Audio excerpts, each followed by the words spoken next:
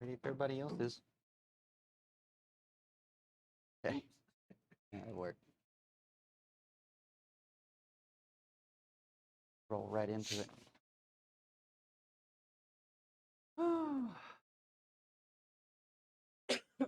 Okay. Anybody remember where we were after a week of being out? Matthew.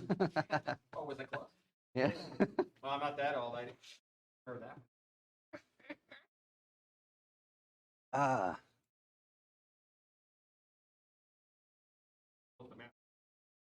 Nah. Still in Matthew 5.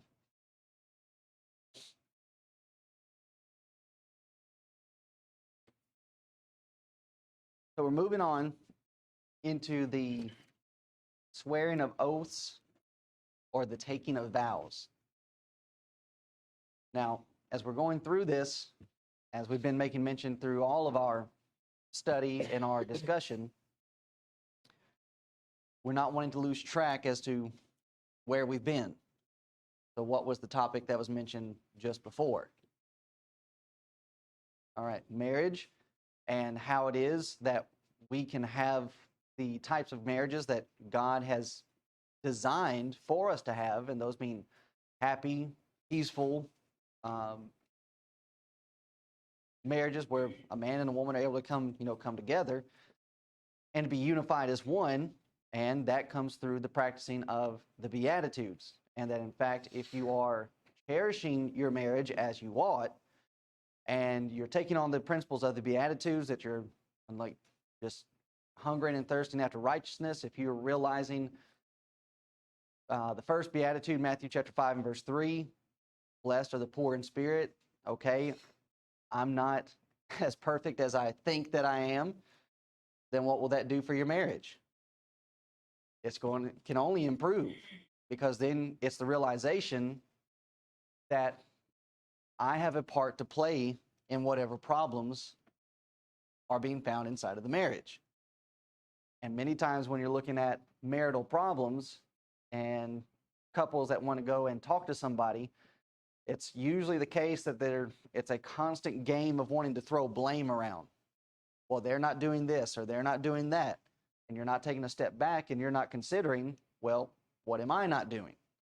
And thus you remove that element to where, okay, let me look at me first before we start looking at the other side. And thus, when you start doing that, you start realizing, okay, here are areas where I'm falling short. Here are areas where I can work to do better. And thus, the other side is going to see that. So it's more than just a situation of saying, well, yeah, I'm going to do better, I'm going to do better, I'm going to do better. Your actions need to go along with your words. And that's the case outside of the realm of marriage, just with everything. A person can say all day long, well, yeah, I'm going to do this and yeah, I'm going to do that. But what if they actually don't follow through with it? Well, then your words don't mean anything. So our words need to line up with our actions. Then moving on, so Jesus addresses the fact of what the teachers, the Pharisees, were saying about the law and giving the proper interpretation of it. So here we are being shown in this section just how dangerous our own private interpretation can be. Now, that's a big point because that is a major staple of the denominational world and for the reason why they exist. Well, you just have your interpretation and I have mine. But Jesus is coming in and he is giving a proper interpretation of the law, and he is showing that if you have this private interpretation that is not true interpretation, then as the language stated in 27 through 32, you're going to face judgment, you're going to face condemnation. So it's not an innocent case of, well, this is just what I believe and you just have what you believe. There's going to be punishment for individuals that are going to pervert what the law and what God is actually saying. So then moving on into verse 33, he's changing gears to a degree, but as we said, it's still all very much connected. That another element that's going to help to preserve and protect marriage is if you have the proper mindset about keeping your word, taking vows, and swearing that you're going to uphold certain things. So he starts in verse 33. Again, ye have heard that it hath been said by them of old time, thou shalt not forswear thyself, but shalt perform unto the Lord thine oaths. But I say unto you, swear not at all, neither by heaven, for it is God's throne, nor by the earth, for it is his footstool, neither by Jerusalem, for it is the city of the great king. Neither shalt thou swear by thy head, because thou canst not make one hair white or black, but let your communication be yea, yea, nay, nay, for whatsoever is more than these cometh of evil. So here we have him restating, you have heard that hath been said by them of old time. Now, that's another important phrase, because we are finding out that this is something that's become a long-standing practice for them. This is a form of teaching that they've had for thousands and thousands of years. Jesus is coming, and he's here to change what you've been taking in for thousands and thousands of years. What are we changing? Thou shalt not forswear thyself, but shalt perform unto the Lord thine oaths. Now, normally when we had this section being brought up, what is it that people want to usually ask about this section? What do they connect it with? Jesus says, do not swear at all. No, not marriage. Okay, so that is the context, or that is what Jesus is bringing up. But normally when I have brethren ask about this section, Are you talking about court? there you go. Going to court. Am I actually allowed to do this? To swear or not to swear? They want you to put your hand on the Bible and, take an oath and swear. Do you promise to tell the truth, the whole truth, nothing but the truth, so help you God? And they look at this section and they say, well, Jesus says here not to swear at all. Let your communication be yea, yea, nay, nay. Verse 34, I say unto you, swear not at all. But is that really what Jesus is addressing? I would just say, if you're in court and they hand you the Bible to do that, just pick it up, turn to that scripture where it says Jesus not to swear. Right. And which even with what we have being pictured here, Jesus is addressing some of this. And so here's what Jesus is actually addressing. Is this part even necessary? What is special about me putting my hand on the Bible and swearing? Nothing. But you see, this is exactly what Jesus is talking about. You don't even have to do that. This is an unnecessary thing, and they're acting as if, well, you doing this somehow makes you have a greater responsibility to now tell the truth. And people do this all the time just with their speech. You talk to somebody and you're trying to get them to do something, and they'll say, well, I swear on a stack of Bibles. If I hear a person say that, more than likely I know you're lying to me. Because if you're just going to tell the truth, there's no need to even do this. There's no need to say, well, I swear on a stack of Bibles. Just say yes if you're going to keep your word. Or, I swear on the life of my mother or my children. I swear on my mother's grave, this and that and whatever. Like, that somehow puts greater pressure on them to follow through with what they're going to say. When I hear a person do that, it's like, all right, I can already tell you're not the kind of person that keeps your word in general. Jesus is here illustrating that just as people do this and they think, well, if I haven't put my hand on a Bible, then what about the oath or the promise that I'm making to you? No big deal if I break it. Plenty of presidents. Okay, yeah, exactly. Pretty much all of them. Exactly. You have presidents being sworn into office, and they're putting their hands on the Bible. They promise and swear to uphold the Constitution and this and that and whatever. And yet here they are constantly making amendments and executive orders that clearly go against the very thing that they're supposed to be protecting. So this doesn't mean anything if you are not the kind of person that intends to just keep your word. Your word is your bond. That is what Jesus is illustrating to these Jews, but he's also illustrating it to us today, that we are people that when we say that we're going to do something, then we need to try to do it. Now, if you remember, we actually dealt with some of this discussion in our Corinthian letter. Towards the end of the Corinthian letter, Paul is making certain promises. And you remember what we said about the promises that he was making? So one of the accusations, so the Jews actually bring up this as a point of accusation against Paul, that his yea is not yea and his nay is not nay. That here Paul is saying that he's going to do certain things, but then he doesn't do it.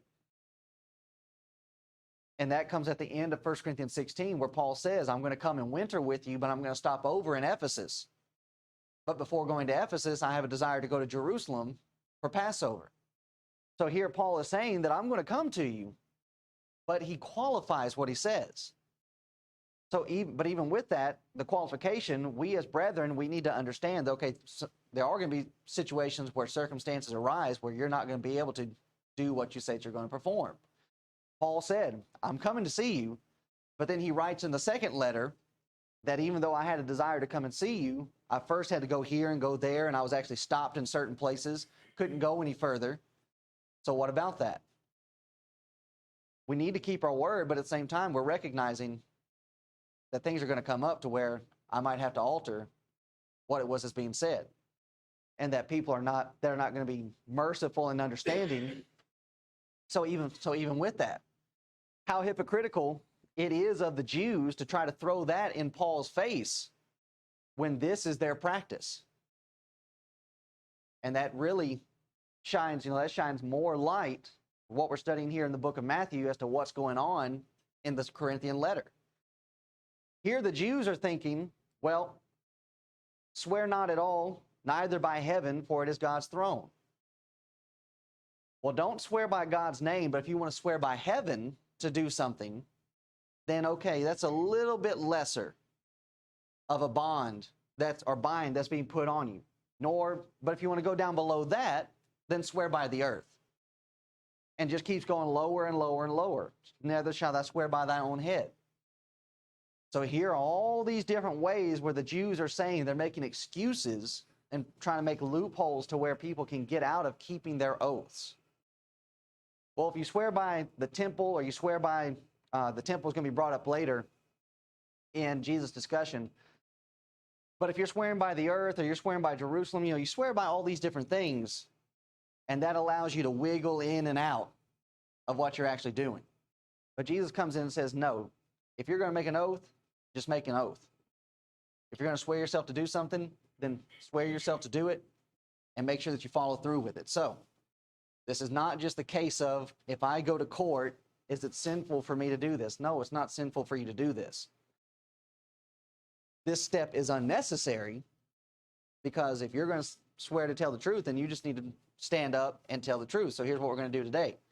Uncovering some misconceptions. We're going to look at the full scope of a statement and the simple truth that's being found in it. Before we do that, let me get my remote.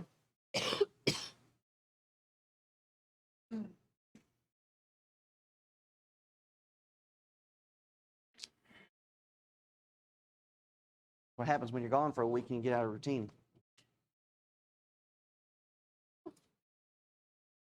Okay.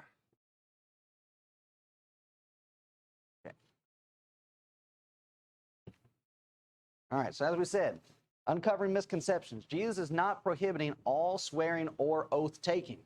Because if that is the case, then like was brought up, that Jordan brought up, we could not enter into marriage. Because entering into marriage is us taking a vow or making an oath or swearing ourselves that we're going to enter in and that we're going to take care of each other. So during this portion of his sermon, as we've said, this is what Jesus is doing. He's bringing deeper understanding of the law. Now, this is not new teaching. We're going to look at some passages that show from the Old Testament that these individuals should have already known this. But that is the danger that comes with what God has given to us. Man can manipulate it. And man can pervert it so as to fit their selfish desires.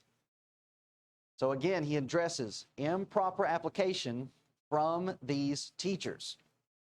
He starts by saying, you've heard it being said by them of old time.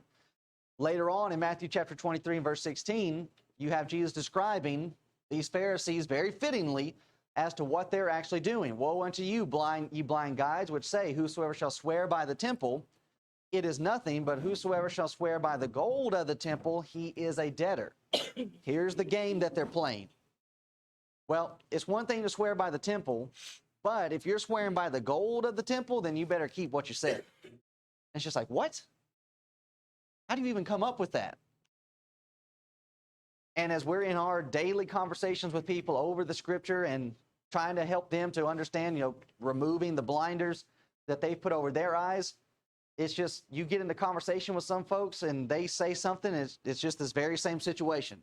It's just like, how in the world did you even come up with something so ridiculous? Well, if you're not holding to any type of standard, if you're not really keeping to what the scripture says and you're just blindly going through this, then yeah, let's make up any rules that we want. And this is what the Jews are doing. Swearing by the temple, well, it's not the same as swearing by the gold. You're swearing by that gold, and you better make sure that you keep it. And even in this context, Matthew chapter 23, Jesus goes into deeper conversation, and he ends up saying, which is it that sanctifies the gold? You're acting like swearing by the temple is not the same as swearing by the gold. Well, what is it that makes the gold special? The fact that it's in the temple. If you take that gold out, what is it? Well, it's just normal gold. Well, now that you have it connected to the temple, all of a sudden it has new relevance. So then to act like this is more important when this is actually what brings it relevance shows even further your hypocrisy and your inconsistency. But this is what they're doing. Here they are teaching, but yet Jesus calls them blind guides, and he's trying to remove that. Now, here are some examples, even after what Jesus is teaching, where we have New Testament characters that swore. In Romans chapter 1, you have the Apostle Paul, for God is my witness. That's him calling forth God, swearing upon God that what he is presenting is in fact the truth. Whom I serve with my spirit in the gospel of his Son, that without ceasing I make mention of you always in my prayers. 1 Corinthians 15:31. By saying, I protest by your rejoicing which I have in Christ Jesus our Lord, I die daily. This protest that he is making is the same as a court case that he is swearing, that he is calling forth again as witness against their rejoicing. 2 Corinthians chapter 1 verse 23. Moreover, I call God for a record. Again, swearing upon the name of God, upon my soul, that to spare you I came not as yet unto Corinth. Galatians chapter 1 and verse 20. Now the things which I write unto you, behold, before God I lie not. So is Paul in contradiction to what Jesus is saying? No, he's not. Paul is in fact carrying forth, and by even doing this, he's saying, as is in the Galatian letter, he's giving record and he is giving cause as to who it is that even called him in the first place to be an apostle. All throughout his apostleship, he's being called into question. Well, he's not one of the original. He's one of these ones that came later. Well, he wasn't called by men, but in fact, he is saying, I was called by God, and that I'm swearing upon the name of God that this is in fact what has transpired. Philippians chapter 1 and verse 8. Again, for God is my record, how greatly I long after you all in the bowels of Jesus Christ. There's 1 Thessalonians 5:27. I charge you by the Lord that this epistle be read unto all the holy brethren. So time and time again, we have the Apostle Paul going through and making this as his practice. You have an angel that makes an oath or swears. Revelation chapter 10 verse 1. And I saw another mighty angel come down from heaven, clothed with a cloud, and a rainbow was upon his head, and his face was as it were the sun, and his feet as pillars of fire.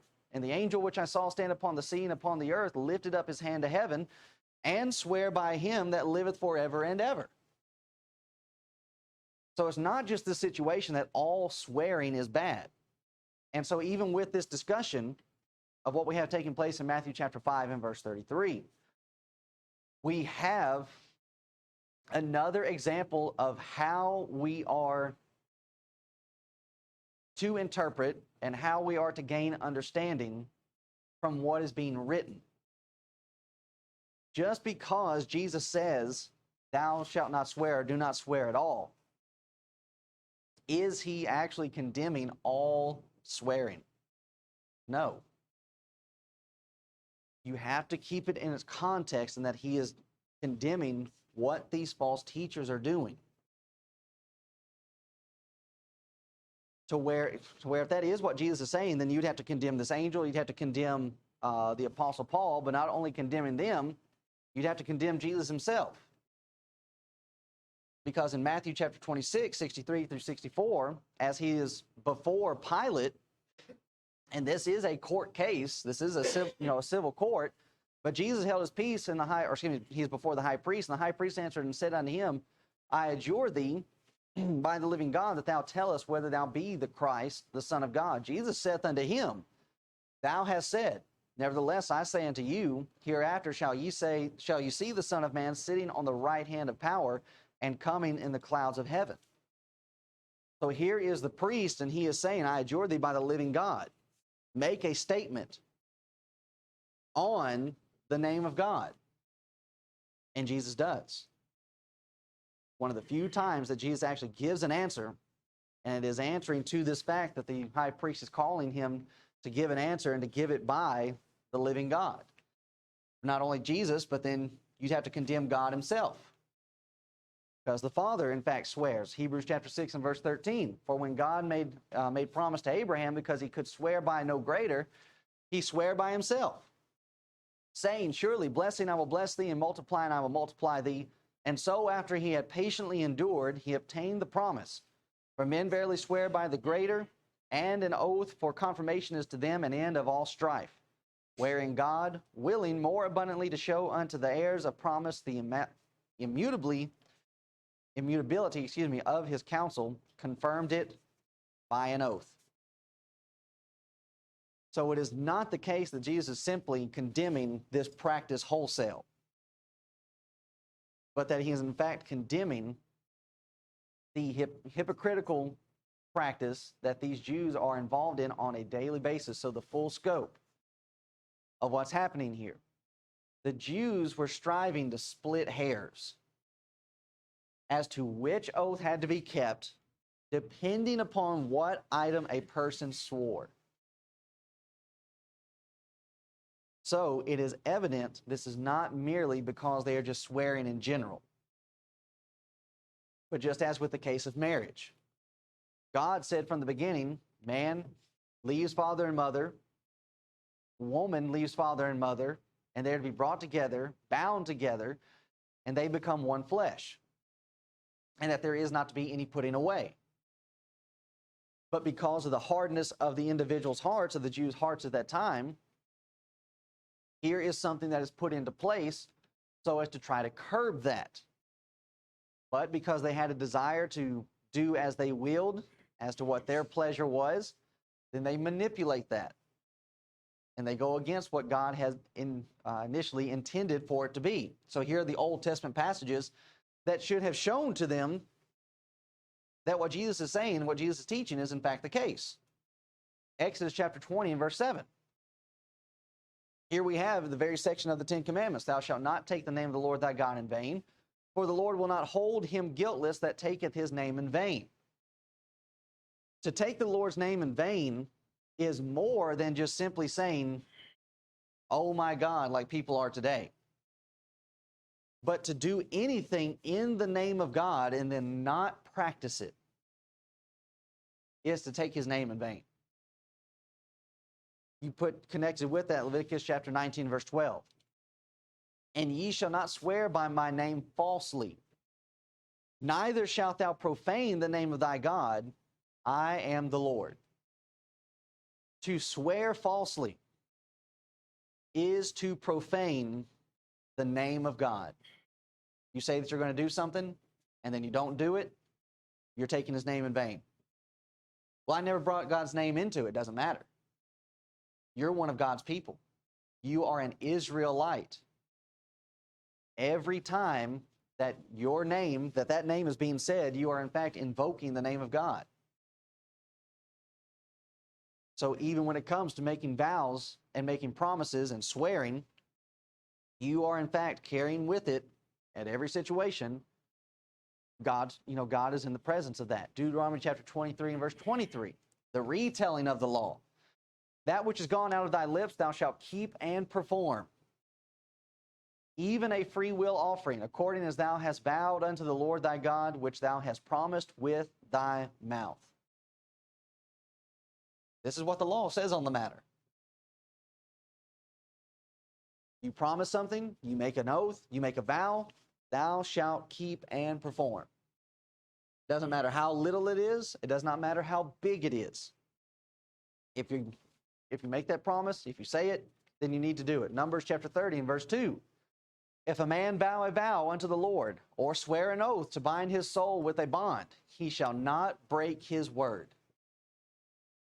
He shall do according to all that proceedeth out of his mouth. Now, with this being the teaching, and this being according to the law, then what about what you let come out of your mouth? You better be careful what you say. And that even goes into the Proverbs, where the proverb writer speaks of making yourself a surety for a fool or for your neighbor. That is such a bad deal that the proverb writer actually says, you don't sleep, you don't do anything else. You go like an animal that's in a trap and you get yourself out of that. Because if you're not going to find some way so as to get out of what you've said, you're going to end up paying for it. So this is what the law is actually promoting, what the law is actually teaching. Be careful what you say. And this even goes back, so this still finds its connection to the very first illustration, to the very first example that Jesus makes mention about, and that being angry with your brother. They said that you shouldn't kill. Well, that's right. But it goes a step further in that you're not needing to be angry with your brother, and not only not being angry with your brother without cause, but then not going a step further and proceeding with, letting things come out of your mouth that are not needing to come out of your mouth. Because even in that situation, where a person might say, well, I just lost my temper, doesn't matter. You're still going to be held accountable for what you said. And that's the case here when it comes to making a vow. You're entering into marriage, you made a vow with your mouth, perform it. You're in business and you've made a promise to a customer or to whoever, then guess what? You need to keep it. Parents with their children, you make promises, you allow things to come out of your mouth, you need to keep it. All of this, this is a very basic, a very simple principle. But yet we can see this all around us. We've brought up several illustrations already on how it is that people will continuously break what they say. But God watches that. God hears that. And that really is the problem that we have, and not only that we have, but even the Jews that they had. You read in Jeremiah, for example, and it's not just Jeremiah, it might also be in Isaiah. Jeremiah and Isaiah, you have the false prophets that are gathering in a secret room. Jeremiah actually describes it as him looking through a keyhole in a wall, and he's looking into this back room where these false prophets are meeting, and they're saying to themselves, God can't see what we're doing back here in this room. God cannot hear what we're doing in this secret place. Well, they had this mindset and they had this concept, well, God doesn't hear every little promise that I make. So therefore, I can break some of these promises. But what's being illustrated is that no, God is watching and listening to it all. So that's what the law said, but here's what they were doing. They were making it acceptable to take lightly oaths that did not contain the sacred name of God. And the Jews used these oaths constantly and heedlessly. And so part of the reputation that Jews have as being shysters in their business methods, there's some truth to that. And we see it being illustrated here. That when they think they have an opportunity to get advantage, though they're the religious person, they will try to make excuses so as to where they'll be able to do this. So here's what they're doing. Swearing by heaven, swearing by earth, swearing by Jerusalem, and swearing by their own head. And we're doing this so that I don't have to swear by God. Because if I bring God's name into it, then I for sure am going to have to keep it because God's going to hear that. And they're thinking, well, if we're swearing by these things, God's not paying attention to that. And thus that gives us some wiggle room. So the Jews believed because the name of God was omitted, the oath would lack earnestness so as to be able to fulfill. So what we have here is just another way of lying.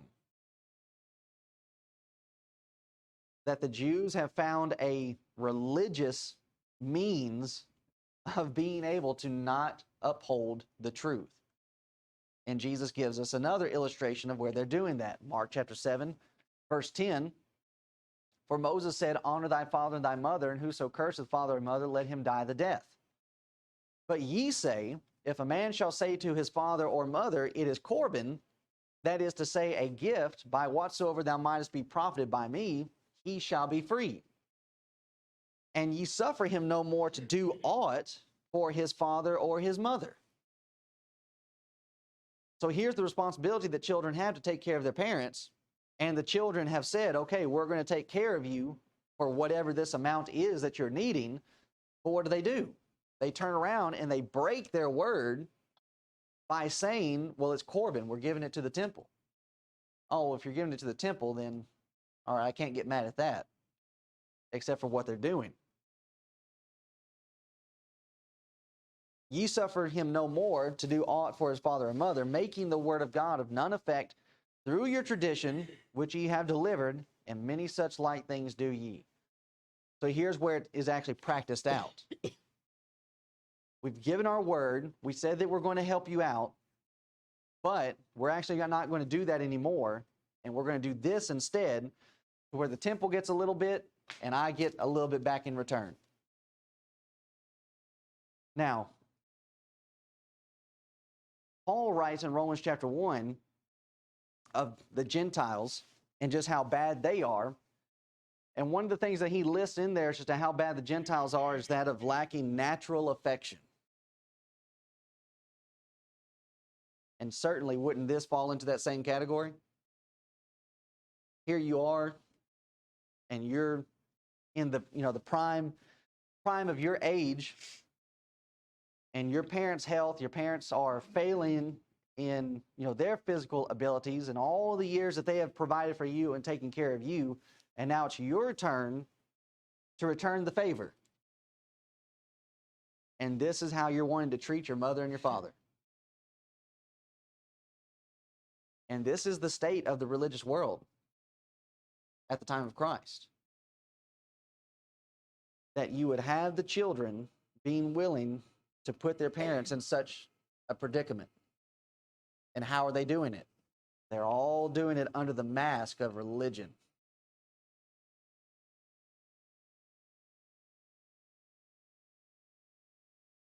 And this is all because of certain teachers, certain interpretation.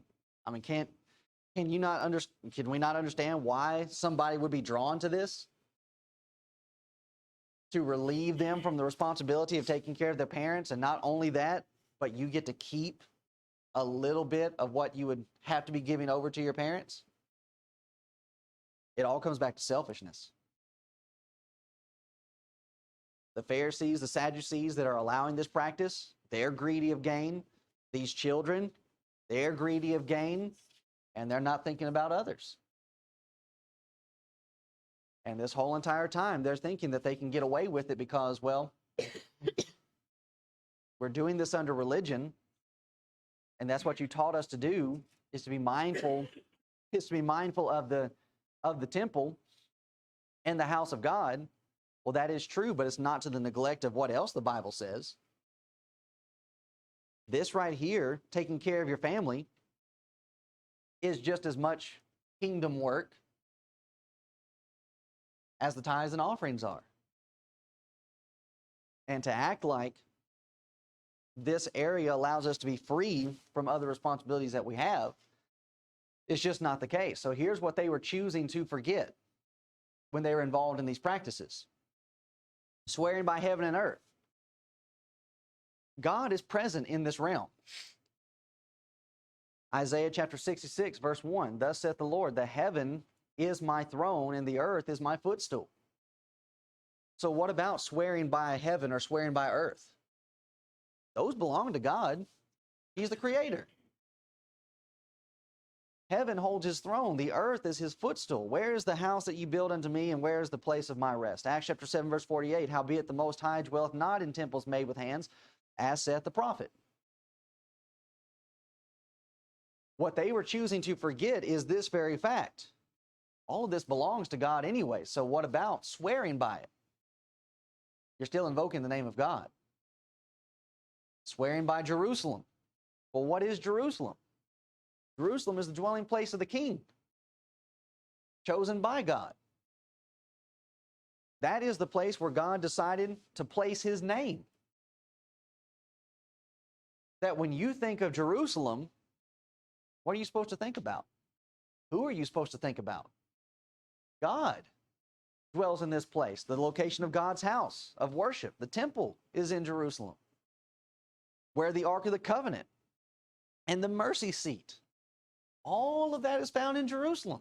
So how are you going to try to separate God from this? You can't. Swearing by their own head? By what means do they come to exist? Who brought us into this world? God is the one that makes us and that shapes us. Man is the epitome of God's creative power. It was only after that God made man and then subsequently made a woman for his companion that God looked upon all of his creation. It was after that that God looked upon all of his creation and said, it's very good. That man is the only inhabitants of the earth that have been made in the image of God. So what about swearing upon their own head and then trying to ignore God? You can't do that. But you see, people that are desperate and people that want to have religion their own ways, this is exactly what they're trying to do. They're trying to separate God from everything. And we have that going on today. God's not in control of religion. Man's in control of religion. And therefore, he can shape it and form it and make it look however he wants. You have Matthew chapter 10, verse 30, but the very hairs of your head, they're all numbered. God knows how many or how few we actually have. So what about trying to swear by yourself? You can't separate God from that. So what's being illustrated? We are always in the view of God. To where these elements, to where we would think, well, this really isn't that big of a deal. We do not need to start trying to decide for ourselves what God is going to decide or what he considers as being a big deal or not. That even down to the littlest things that we allow to come out of our mouths, we're going to be held accountable for those. Because it's not just something that reflects back on us. If we're going to be people that do not keep our word, that we're constantly breaking our word, that's not only going to hurt our reputation, but it's going to hurt the reputation of the church. And it allows people to profane God's name. Why would I want to be a Christian? Look at how they're behaving. They can't even keep their word. And that's it's amazing to me. It really is amazing to me how that you have people under this system and they never give up. And this is the kind of manipulation that's being done in the religion at this time. Where the Pharisees and Sadducees are involved in this kind of practice, but yet you still have the widow who comes and gives her 2 mites. That you have a whole host of people that they, instead of saying to themselves, well, this is the kind of corruption that's going on inside of here, we're just done. We're not going to the temple. We're not offering our sacrifices. We're not giving our tithes. They continue to do it. And the reason why is because these people, even though they're bringing a bad name and shining or they're covering the light in darkness, they do not get to lessen the power that this religion still has. That the people of this day are able to look past these corrupt people and they still see the legitimacy of the system. That there's nothing wrong with the system. There's something wrong with people. And that people that we allow to get in charge and people that we allow to get in power. That those individuals that are still going through this and involved in it, honestly, they still recognize, okay, God is watching this. God is always in view. He's not just watching, but He's listening to what we say. Every little promise that we make. And every one that we break. He takes record of it. So Jesus is illustrating that we are to always be conscious of the fact that God is watching. That we cannot take elements of our life and start trying to dissect it and separate it from God's presence. And this is showing that. That in all of our speech and everything that we're promoting and everything that we are presenting to individuals, and especially the promises that we make, even down to those littlest things, God is there and He's aware. And that God intends for us to behave holy at all times. So what is this being condemned? It's those oaths that would be produced by impatience and or exaggeration.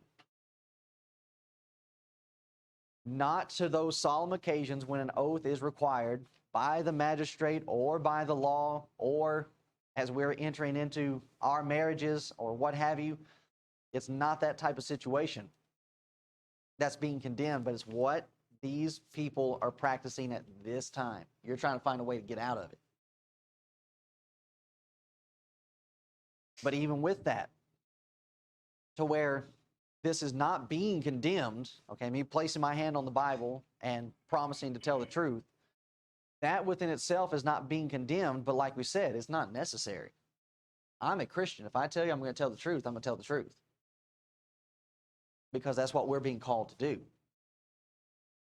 To where you don't have to put any type of burden like that upon us. So the simple truth that's being presented, just keep your word. Matthew 5:37, but let your communication be yea, yea, nay, nay, for whatsoever is more than these cometh of evil. The idea that you think that you've got to swear yourself on a stack of Bibles, that tells me I've got to watch you.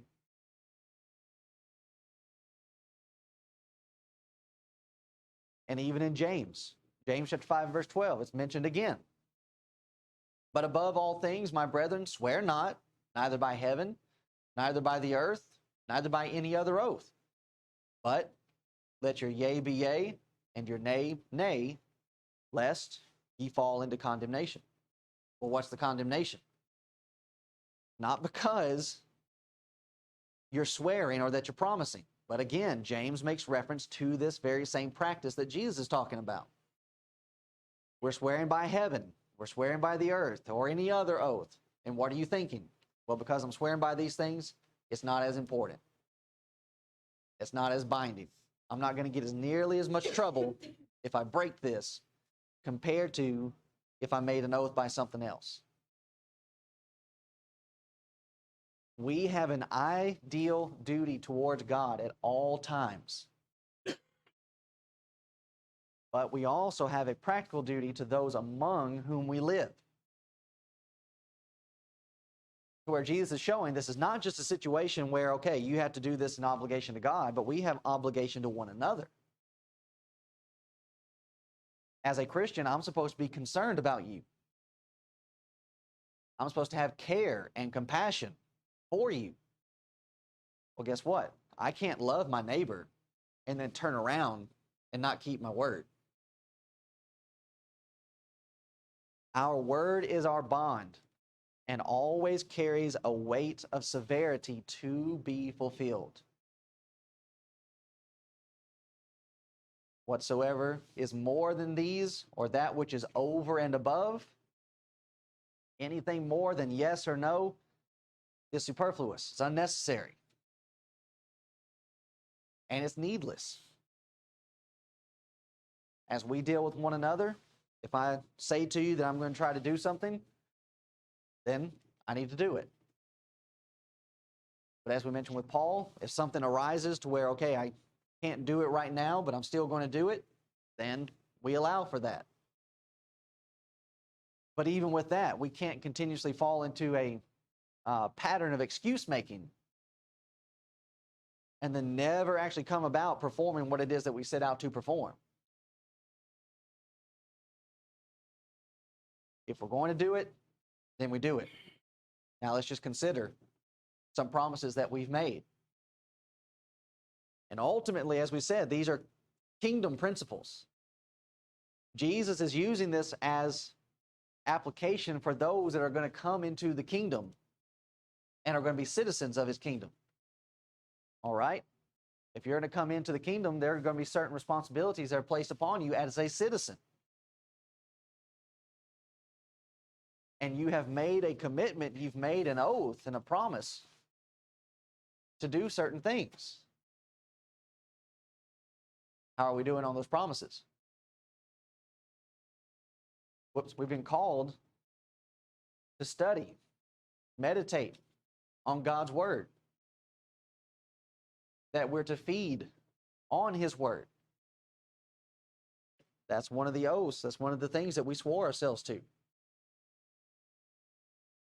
To be concerned with the affairs of the kingdom, better attendance, being a better servant, being more evangelistic, seeking and saving the lost.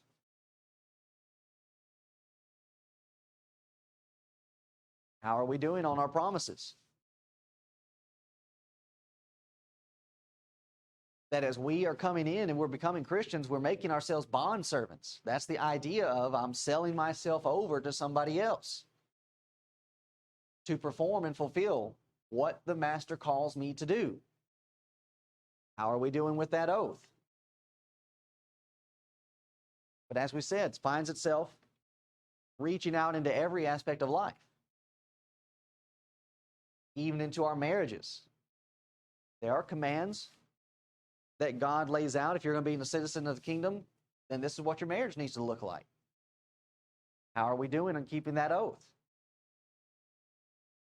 Okay, I'm swearing myself to Christianity. Well, here's what you got to do. I don't know that I'm necessarily want to do that. I think we're going to try to find some way to get out of it. God sees that. God hears these type of things, to be a good spouse, to be a good parent, to be just an outstanding citizen. That's what we're being called to do. And this is what we have made an oath to do. God's going to hold us accountable for that. To whereas we're looking at this, it goes right into the very fact, or the very thing that Jesus says about counting the cost. A lot of people, when they look at Christianity and the idea of becoming a Christian, they look at it as being just this, I don't know, just a simple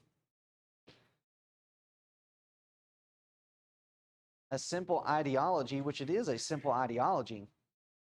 But when you take all of this into consideration and what it is that we are being called to do,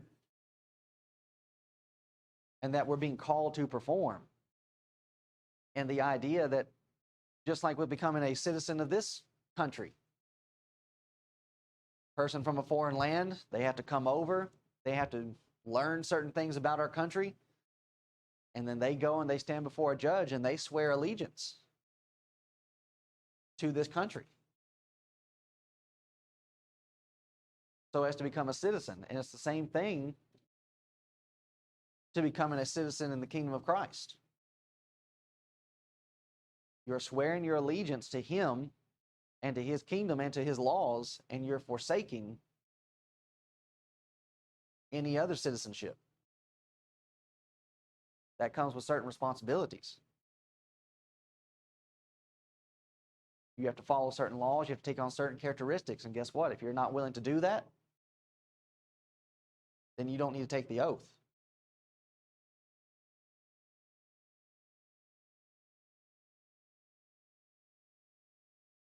But even though there's a great weight of responsibility that's being placed on us,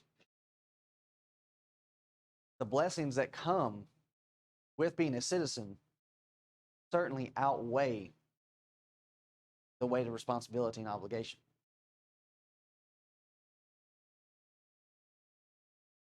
Just like becoming a citizen in this kingdom, or excuse me, this nation, where people are willing to leave their homes, their homeland, leave their families behind. For what? Well, this is the land of the free. This is the land of opportunity. The blessings outweigh everything that I'm leaving behind. And that's what's being presented to us from the scriptures. With God's religion, with Christianity. Yeah, you're going to have to leave worldliness behind. Things of the world have got to go. But look at what it is you get to gain if we're going to take these principles on. So, any thoughts, questions, comments?